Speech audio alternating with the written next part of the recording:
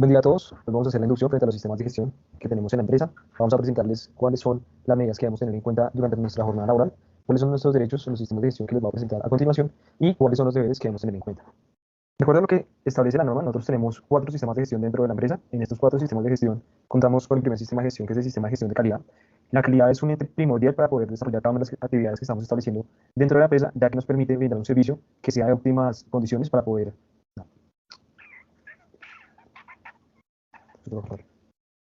Muy relleno, mucho relleno. Estamos con peso, como mis semillas. Vamos a empezar con los 4 sistemas que tenemos dentro de la empresa. El primer sistema de gestión que tenemos es el sistema de gestión de calidad. Debemos tener en cuenta que el servicio que nosotros brindamos se va a estar evaluando constantemente para poder tener mejores resultados frente a los indicadores que debemos tener en periodos anteriores. Para poder medir estos sistemas, hay que tener en cuenta que si yo desarrollo una actividad, esa actividad no se va a quedar solamente en la ejecución de esa actividad, sino que va a tener parámetros que permitan evaluar si se está haciendo de una manera adecuada, si estamos cumpliendo netamente con lo normativo o si estamos superando la calidad del servicio, que es lo que esperan los participantes en este tipo de actividades. Para poder desarrollar este tipo de mediciones, nosotros tenemos diferentes herramientas, entre las cuales se puede destacar el buzón de sugerencias, que es una herramienta que pueden utilizar las familias para recolectar cada una de las percepciones que ellos tienen frente al servicio. Es importante tener en cuenta conocer el buzón de sugerencias, acatar las recomendaciones de las familias y ser más proactivos en el proceso que desarrolla esta actividad. La siguiente es la encuesta de satisfacción. De la misma manera, nosotros vamos a presentarles a las familias una herramienta en la cual ellos, de una manera más estructurada, puedan calificar el servicio desde su percepción. Continuamos con el siguiente sistema, que es el sistema de gestión ambiental. Este sistema de gestión ambiental está enmarcado en 4 pilares importantes. Aquí hay que tener en cuenta que cada actividad que nosotros desarrollamos va a generar un impacto dependiendo de los recursos que estamos utilizando. Estamos hablando del agua, entonces por lavarnos las manos en exceso, lavarnos alimentos en exceso, de desperdiciar agua, cuando tenemos de pronto una llave abierta, hay un sanitario que tiene una fuga, estamos afectando el recurso. Entonces es muy importante tener una conciencia frente al caso de estos recursos y cómo podemos evitar que pues, a futuro los recursos sean un poco más limitados. El siguiente es el aspecto frente al cuidado de la energía. Para generar energía, nosotros necesitamos diferentes fuentes fósiles. Si nos damos cuenta, el mayor generador de contaminación ambiental frente a desechos ambientales asociados a gases de efecto invernadero es la generación de energía. ¿Cómo generamos energía? En Colombia la generamos principalmente de hidroeléctricas y también de la generación por la quema de carbón o por la quema de gas, que también pues, produce esa energía. Entonces es muy importante entender que cuando yo tengo prendido una luz, cuando yo tengo prendido un computador, cuando yo prendido el televisor, cuando utilizamos los diferentes equipos de la casa, pues se va a gastar energía. Entonces, dentro de la CES también es importante tener en cuenta no gastar de más esa luz que podemos estar pagando para poder controlar eso. El siguiente es el uso del papel. El papel es un bien importante, ya que pues, el proceso para generar papel corresponde principalmente de la tala de árboles, aunque el proceso ya se ha tecnificado de cierta manera, todavía se sigue haciendo y se sigue requiriendo de una materia natural para poder hacer este tipo de actividad. Y por último, hay que entender que siempre que nosotros hacemos algún tipo de actividad, nosotros vamos a generar unos desechos. Entonces, esos desechos, tanto de algún tipo de alimento, de material pedagógico, de pañales, de cualquier tipo de alimento que estamos utilizando, pues va a tener que ir a disponerse a algún sitio. Y esa disposición es donde de pronto nos estamos equivocando en este momento. No se están separando los recursos adecuadamente, no se está separando antes de entregar a la persona encargada de reciclarlo, y esto está generando que pues, haya más acumulación en los sitios donde se almacena. El siguiente sistema es el sistema de gestión de seguridad de la información. La información es un bien primordial para una empresa. Hay que darnos cuenta de que si yo tengo unas carpetas de mis participantes, esas carpetas tienen una importancia estratégica, en donde debemos tener en cuenta que si a fin de periodo, en el fin de cuando se acaba el contrato, nuestro contratista o nuestro cliente que viene a hacer el ICBF nos va a solicitar que entreguemos todas las carpetas en un orden adecuado, que tenga todos los documentos, que no haya ningún inconveniente.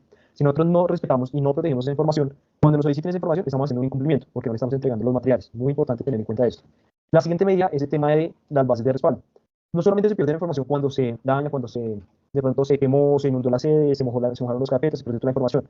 No, debemos primero protegerla en un espacio donde sabemos que no se va a dañar por una condición ambiental, hablando de los elementos físicos, y también que sacamos copias de respaldo, sacamos copia de todo el material, copiamos esta carpeta de computador en otro computador, en la nube, y la estamos protegiendo. También el tema de la protección de los correos electrónicos. Las contraseñas que nosotros manejamos tienen que ser privadas y no se pueden permitir compartir con personas que pues, en algún momento puedan dañar la información. Por lo mismo es importante manejar la información adecuadamente. Ya con esto terminamos los 3 primeros sistemas, vamos a continuar con el sistema de gestión de seguridad y salud en el trabajo. Vamos a continuar con el siguiente sistema de gestión, que es el sistema de gestión de seguridad y salud en el trabajo. En este sistema vamos a hacer una capacitación mucho más explícita sobre las medidas que debemos tener en cuenta. Entonces es importante que por favor prestemos mucha atención para poder desarrollar el sistema como tal. Vamos a dar inicio, empezando con la normatividad frente al sistema de gestión de seguridad y salud en el trabajo. Es importante tener en cuenta 2 normas primordiales para desarrollar cualquier dinámica propia de seguridad y salud. La primera es la Ley 1562 de 2012, en la cual se estipula los riesgos laborales que podemos tener dentro de una empresa. Dentro de estos riesgos laborales se pueden presentar incidentes, accidentes, enfermedades laborales, en donde la ley estipula específicamente qué es cada uno de estos temas. También habla de que las empresas deben brindar un espacio en el cual los colaboradores puedan reducir el impacto que tienen frente a estos riesgos con medidas de prevención. Seguimos con el decreto 1072 del 2015, el cual es un decreto que estipula las directrices principales para poder desarrollar los sistemas de gestión, en donde el sistema debe tener unos parámetros claros, en donde podemos estar hablando de cómo hacer la política, cómo hacer los objetivos, qué subprogramas debe tener y el desarrollo de los mismos en el transcurrir de tiempo. Vamos a empezar con cuál es la política de sistema dentro de la empresa. La empresa tiene claro que para ellos es importante, primero, que el empleador debe brindar los recursos y debe asegurar de que esos recursos se estén enfocando para que los colaboradores tengan unas mejores condiciones laborales en donde su salud no se vea afectada directamente por la actividad que están haciendo. Si tú estás manejando una máquina, que esa máquina no te esté afectando las manos, que no te esté afectando la espalda, que las cargas sean adecuadas a lo que puede soportar un ser humano. También se debe tener en cuenta que la política es una política integral en donde los colaboradores, la alta dirección, los proveedores, los clientes, siempre deben estar velando porque la seguridad y la salud de cada uno de ellos esté en perfecto estado. Por lo mismo es importante tener en cuenta que ninguno de ellos puede poner en riesgo su vida de una manera arbitraria. Y también, por último, la empresa debe asegurar espacios en donde los estilos de vida saludables se mejoren, la alimentación se mejore, la percepción que tienen las personas sobre sus condiciones de vida sea mejor y que la seguridad de salud siempre esté en constante mejora. También tenemos la política de no consumo de alcohol, tabaco y sustancias psicoactivas. Primero que debemos tener en cuenta, dentro de la empresa nadie puede venir bajo los efectos de estos elementos. No puede venir bajo el efecto de alcohol, bajo el efecto de sustancias psicoactivas, bajo el efecto de cigarrillo, primero en ese caso. Segundo, la empresa tiene una política, igual que lo que se estipula a nivel nacional, la cual busca que se reduzca esa cantidad de consumo que tiene la población frente a este tipo de sustancias. Entonces, la idea es que ellos no consuman cigarrillo, no consuman alcohol, reduzcan el consumo de sustancias psicoactivas y que a futuro pues, puedan terminar con ese tipo de consumo que se tiene principalmente. También hay que tener en cuenta que la empresa tiene la autorización, de acuerdo a lo que dice la norma, de poder hacer pruebas periódicas de consumo de sustancias. Acá hay que tener claro que no es una indicación para poder despedir a una persona de una manera inicial, ya que lo que busca la norma es poder incentivar que esa persona entre a procesos de tratamiento y si esa persona no los quiere tomar, ya tiene toda la potestad de poder sacar a una persona. Seguimos con el protocolo de bioseguridad, donde el protocolo de seguridad va a continuar tal cual lo llevamos desarrollando en el transcurso de estos años. Sin embargo, hay que tener en cuenta que el tapabocas ya no se usa en espacios cerrados. Se debe continuar con un lavado de manos y si alguien tiene síntomas, es importante reportar a tiempo los síntomas que está presentando. Vamos a continuar con los factores de riesgo que tenemos dentro de nuestras actividades laborales. El primero es una iluminación adecuada. Estos cuatro que les estoy mostrando en este espacio se consideran como riesgos físicos. El riesgo físico entonces estaría iluminación inadecuada, que es la imagen que podemos observar en el costado izquierdo. Es una iluminación en donde no me está, tengo una deficiencia de luz y no puedo hacer mis actividades sin que los ojos se cansen o se afecten o estamos también afectando directamente otros órganos. También tenemos el ruido excesivo en la zona de trabajo. Es muy importante tener en cuenta que el ruido que estamos generando se tiene que reducir en el tiempo para que también no tengamos esa incidencia y que no se afecten nuestros oídos. Tenemos también la distancia que estamos utilizando y la exposición a la radiación no ionizante producto de las pantallas. Las pantallas tienen unos ángulos óptimos para poder ubicarse, entonces es muy importante siempre tener la visual de nuestra vista por encima del borde de la pantalla del computador. Adicional debemos respetar los 60 centímetros que debemos tener de la pantalla a los ojos y también manejar unos brillos adecuados para que no nos afecte tanto los ojos. Continuamos con el riesgo de la humedad. Hay espacios que pueden tener humedad y es importante reportarlos a tiempo. Seguimos con el riesgo biomecánico, el cual el riesgo biomecánico está establecido en diferentes posiciones que estamos realizando constantemente. Y también cómo utilizamos nuestras extremidades para hacer las actividades, el impacto que tenemos en la espalda, en las piernas, en los pies, en cada una de las actividades. La primera imagen que podemos observar en el costado izquierdo habla de un riesgo biomecánico por estar sentado. La postura siempre tiene que estar de la manera adecuada, no nos podemos de pronto desplazar durante el espacio que estamos dentro de la silla. También el tema de las manos, en este momento estamos utilizando herramientas, estamos utilizando un mouse, teclados, llaves, destornilladores o demás elementos que si no lo utilizamos adecuadamente nos puede afectar la mano. También tenemos el tema de estar mucho tiempo de pie. Cuando estamos de pie constantemente tendemos a mover la espalda para compensar ese peso o tendemos a apoyarnos en un pie. Entonces de eso también parte las enfermedades, los accidentes que podemos tener. Por último, la manipulación de cargas. La manipulación de cargas siempre tiene que partir de un eje en el cual estemos arrodillados para levantar la carga. No lo podemos realizar de una manera doblando la espalda porque pues, si hacemos mal un levantamiento nos puede dar una lumbalgia, nos puede dar una hernia discal. Estamos hablando también de los riesgos biológicos. Los riesgos biológicos no han terminado, siempre van a estar dentro del espectro de las enfermedades que pueden asumir una persona dentro de las actividades laborales que estamos teniendo. Podemos tener bacterias por contacto con sustancias tales como desechos fecales, orina, sangre de una persona, sustancias contaminadas, superficies contaminadas, al igual con el tema de los virus. El virus más conocido pues, es el tema del COVID y ya sabemos cuál es el impacto de estos elementos. El siguiente es el riesgo eléctrico, en el cual estamos hablando de un riesgo que podemos tener contacto con algún cable de pronto pelado, puede ser con una toma que esté mal conectada, puede ser de pronto con una batería que tocamos marinos, paso corriente y demás, que nos pueda generar un choque de corriente en nuestro cuerpo.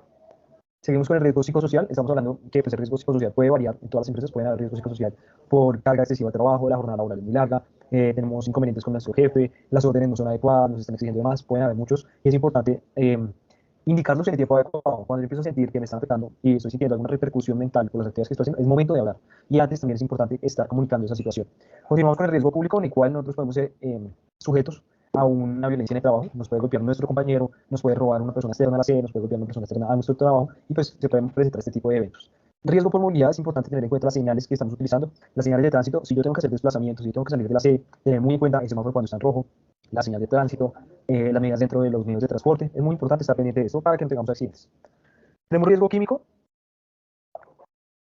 El riesgo químico corresponde principalmente a los polvos, a los líneos, además de elementos que nosotros podemos de pronto suspender por hacer algún tipo de movimiento, que nos va a generar que nosotros tengamos alguna complicación pulmonar o un tipo de contagio por algún tipo de sustancia. También los malos olores es uno de los principales factores de riesgo que tenemos. La generación y el consumo de malos olores en terrenos que puedan estar muy contaminados puede ser peligroso para la salud, o la misma inhalación de algún tipo de químico es muy peligroso. Por eso es muy importante tener en cuenta que cuando hagamos algún tipo de actividad que tenga que ver con químicos, con desechos o demás, lo hagamos con precaución. Tenemos riesgos de emergencia, en el cual tenemos incendio, tenemos deslizamientos, tenemos inundaciones, tenemos terremotos, y en cada uno de estos procesos es importante entender que tenemos un plan de emergencia, por lo cual debemos acatar las órdenes de la persona que nos está dando la orden, digamos, de evacuar, de utilizar el extintor, de estar en refugio o demás. Tenemos riesgos locativos. Los riesgos locativos están enmarcados en caídas a nivel, en el cual nos podemos enredar con algún objeto, caída del nivel, que es cuando nos quedamos en una superficie de 1.5 metros de altura o menos o más. Entonces también ocurre de esa manera. También tenemos apretones, también tenemos cortaduras con algún tipo de superficie, con algún tipo de herramienta. Tenemos golpes, tenemos un ordeñaceo, que es prácticamente la primordial herramienta para reducir todo este tipo de dinámicas, pero si no lo hacemos bien, pues generan todos estos riesgos. Y tenemos también, cuando se daña el tejado, también podemos tener esta situación en temporada de fuertes lluvias.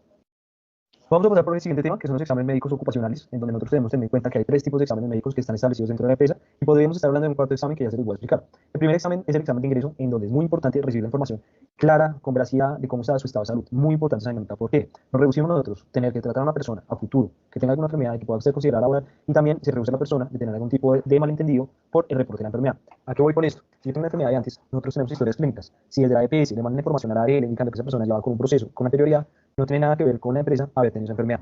Tenemos también un examen periódico en el cual, en un periodo puede ser de 2 años, 3 años, un año, nosotros vamos a identificar cuáles son los riesgos más latentes que puede estar expuesto esa persona y controlarlos de acuerdo a esa misma dinámica. Entonces, es importante estar midiendo cómo se encuentra el colaborador.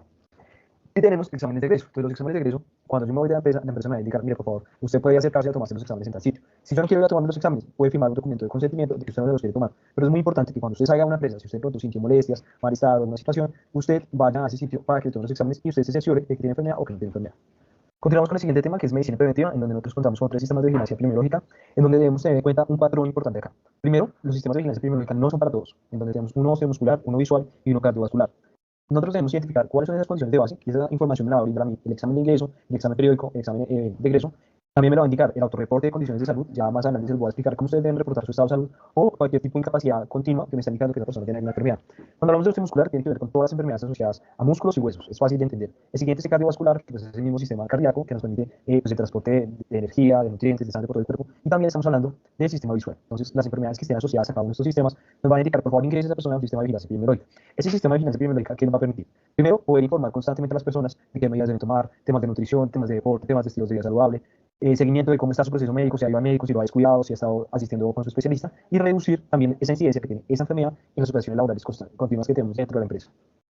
Ahora vamos a pasar a los equipos de protección personal, en donde los equipos de protección personal son herramientas que nos permiten a nosotros poder entregar al colaborador una medida de mitigación cuando ya hicimos la eliminación de riesgo, la sustitución de riesgo, le hicimos controles de ingeniería, le hicimos capacitación, pero al final, sí o sí, le tengo que dar un elemento de protección personal. Entonces yo le doy unos tapaoídos, un casco, un tapabocas, unos guantes, una dotación, cualquiera. En donde estos elementos se deben utilizar cuando el riesgo exista. Entonces podríamos estar hablando de elementos químicos. Hay una considerable exposición a un elemento químico, por lo cual yo siempre debo llevar mi careta, mi tapabocas o el elemento que la norma y que el procedimiento interno me lo indique. Es fácil de entender. Lo siguiente es la reposición de los elementos. Yo tengo un casco, se me dañó el casco, yo tengo que indicarle a mi jefe que por favor se tiene que reponer ese casco. Eso se tiene que hacer adecuadamente y se tiene que hacer en los tiempos estipulados. Se te rompió, por favor, de una vez, indique que está dañando ese casco. Tiene una rotura pequeña, indique que se dañó el casco. Veo que de pronto se le dañó la espuma de la parte interior del casco, indique cambiar el casco. No lo digan y se los recomiendo, no lo digan cuando el elemento ya esté en la peor condición, sino que díganselo antes de que ocurra un incidente o un accidente. Continuamos con las señales de emergencia. Las señales de emergencia también es muy importante que ustedes las identifiquen dentro de las empresas y también fuera de la empresa. Es importante saber cuál es la extintor, cuál es la camilla de emergencia, cuál es la ruta de evacuación, cuál es la salida de emergencia, cuál es el botiquín que tenemos. Es muy importante que cuando estén en la C, identifiquen, mire, por acá la ruta de emergencia, acá tenemos el botiquín, acá tenemos el extintor. Vamos a pasar con el siguiente tema, en donde hablamos de qué es un incidente laboral. Un incidente laboral, como lo identifica la imagen, estamos hablando del lado izquierdo incidente, del lado derecho accidente. En el lado izquierdo nos quiere indicar que por temas de suerte, por temas del azar, por diferentes situaciones, la persona no resultó herida, ¿sí? No ocurrió ningún incidente, no pasó nada. Se dañó de pronto un bien material, alguna situación, pero no pasó nada a la salud de su colaborador. Y estos incidentes se tienen que reportar siempre que ocurran, porque de esta manera podemos evitar que si hoy fue un incidente, mañana no sea un accidente. Pasamos a un accidente laboral. Entonces, un accidente laboral está marcado también dentro de la ley 1572 del 2012, en donde se habla que un accidente laboral es todo evento que ocurra dentro de las actividades que me indicó mi jefe que debo hacer, dentro del manual de funciones que debo hacer y demás. No es accidente laboral cuando el transporte, entonces muchas veces ocurre, no es que yo venía a mi bicicleta y me accidenté, yo venía para mi trabajo. Si la empresa no te brinda a ti el medio de transporte, tú no puedes indicar que eso es un accidente laboral, eso es un accidente común. Continuamos también con la hora de almuerzo. Entonces ocurre lo mismo. Es que yo estaba en mi hora de almuerzo, es un accidente laboral porque yo estaba dentro de la serie. No. El momento de almuerzo es un momento de esparcimiento en donde el código sustantivo de trabajo indica de que es un momento libre, no es un momento de trabajo. Entonces, si ocurre dentro de la serie, igual se debe considerar un accidente común. Si la serie tiene que validar que está ocurriendo, pero no es un accidente laboral. Y también cuando hacemos actividades de bienestar, también puede ocurrir lo mismo. ¿Cómo se debe reportar un accidente laboral? Entonces, un accidente laboral, primero se debe citar, llamar a las personas de primeros auxilios, ellos deben atender la situación, se debe llamar al área de seguridad y salud del trabajo para que esa persona indique si es un accidente laboral o no es un accidente laboral. Se tiene que llenar el FURAT y adicional de eso, se tiene que enviar a la persona a la ARL para que lo atiendan y se hace la investigación para terminar el caso. Autorreporte de actos inseguros y condiciones inseguras y condiciones de salud. Acá es esa parte donde les indico que ustedes deben reportar. Como colaboradores, ustedes deben tener en cuenta que ustedes tienen unas responsabilidades. Principales responsabilidades, reportar todos esos elementos inseguros que están poniendo en riesgo su seguridad y su salud. Es muy fácil. Entonces es muy importante tener en cuenta que si ustedes ven en la serie, como se puede ver en la imagen de costado izquierdo, una persona conectando una toma con un cable pegado y hay un reguero de agua, eso es un acto inseguro, ¿sí? La siguiente imagen indica a una persona que está desplazando por detrás de una mesa y de pronto puede haber un cable. Eso es una condición insegura. Y por último, el autorreporte de condiciones de salud. Si ustedes tienen alguna enfermedad laboral, si ustedes tienen algún tema que en el examen de ingreso no apareció, pero en el transcurso de los años ustedes se están dando cuenta que les está abriendo un hombro, una mano, un pie, por favor, vayan a la EPS, soliciten todo el seguimiento con la EPS y que la EPS nos radique a nosotros qué medidas debemos tomar para reducir ese riesgo. Pasamos con Incopas o Vigilía de Seguridad y sus funciones. Incopas está enmarcado en la resolución 23 de 2018. Para los que de pronto no conocen qué es Incopas o Vigilía de Seguridad, es un comité paritario que está repartido en partes iguales tanto por representación de los empleados como representación de los empleadores. Acá debemos tener en cuenta que ellos son los encargados de hacer seguimiento al sistema de gestión, hacer campañas de orden SEO, hacer campañas de limpieza, hacer campañas de reducción de horas laborales o demás. Ellos son los encargados de validar ese tipo de situaciones a la par que el representante del sistema.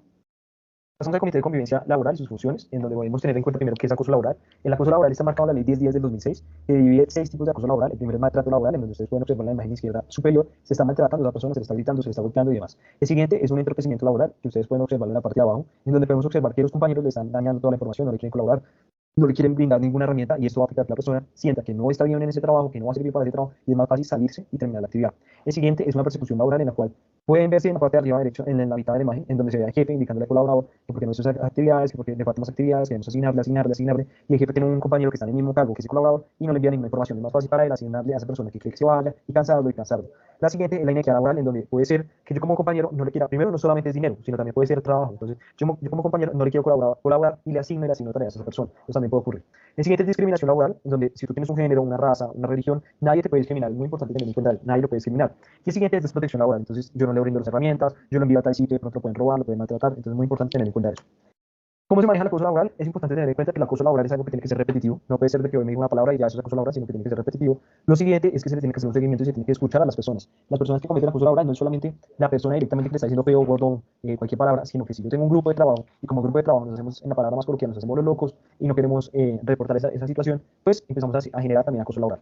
Ahí entra el comité de convivencia laboral, después de que sea recurrente, que de pronto el jefe ya haya intentado intervenir y que no ha tenido solución, el comité de convivencia laboral interviene y da unas recomendaciones. Si esas dos personas, si esas 3, 4 personas que están involucradas en el caso, no están acatando estas recomendaciones, tiene que entrar el jefe y el jefe va a determinar si las personas continúan o no continúan. Entonces, si de pronto esa persona no quiere continuar y continúa con su actitud, de pronto está molestando a la otra persona, muchas gracias, por favor, retírese de la empresa. Y ahí se acaba todo el proceso.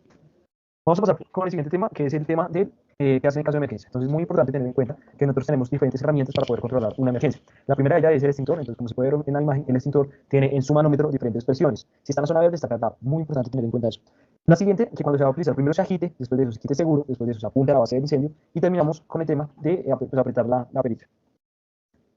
Vamos a pasar con el siguiente tema, que es el tema de la camilla. La camilla tiene diferentes partes. Entonces, el primer paso que debemos tener en cuenta es sostenerle la cabeza a la persona accidentada. Lo siguiente es girar a la persona hacia un costado con ayuda de los compañeros, girarlo sin que la cabeza se gire, y después acomodar la camilla para que esa persona pueda ser recogida, se aprieta, sea segura y se lleva a sitio seguro. Después se deben hacer la limpieza del sitio y se debe entregar esa persona a la entidad de apoyo. Entonces, podemos estar hablando de bomberos, de policía, de ambulancias. Muy importante haberlos llamado y pues reducir esos tiempos. Vamos a pasar con el siguiente tema, en el cual pues debemos tener en cuenta que cuando hagamos la evacuación, dentro de las sedes hay un mapa de emergencia y un plan de emergencia. Entonces, muy importante mirar el mapa para saber hacia qué sitio debo indicar y también el plan de emergencia para saber dónde queda la ruta de emergencia. ¿Qué se debe hacer para activar la emergencia? Entonces, en primer momento, se debe identificar la emergencia, se tiene que citar al comité de emergencia, se debe citar para que ellos determinen qué medida tomar. Si es una emergencia que supera las capacidades de la empresa, se debe activar la alarma, se debe llamar a las autoridades, se debe evacuar. Cuando lleguemos al sitio de evacuación, se tiene que hacer un censo de las personas que están en ese momento y por último, se atiende a personas si de pronto tenemos alguna situación mayor. Vamos a pasar con el último tema, que es una responsabilidad frente al sistema de gestión por parte de los colaboradores. Primero, que debe tener el colaborador, debe respetar la política, los objetivos, las metas y los indicadores de la empresa. Segundo, debe reportar cuando presente un accidente, incidente, una enfermedad laboral, un acto, una condición insegura, tiene que reportarlo para que no ocurra ninguna situación. Lo siguiente es que acá estamos luchando por metas, por eso es importante que ustedes participen, de que las metas del sistema de gestión se cumplan y que también se pueda intervenir y se pueda conocer que ustedes participaron. La siguiente es que ustedes deben velar por su estado de salud, deben velar por una buena alimentación, deben velar porque siempre estén en buen estado, deben velar también por el tema de los elementos de protección personal, que se les den unas gafas, se les den unos guantes, se les den una careta, deben velar por cada una de estas medidas. Ya con esto terminamos y ya no sería más, les agradezco por su espacio. Espero que por favor tengan en cuenta todo lo que les acabo de explicar frente a seguridad de salud, frente a los sistemas de gestión de seguridad de salud en el trabajo y que podamos reducir cualquier tipo de incidente. Muchas gracias.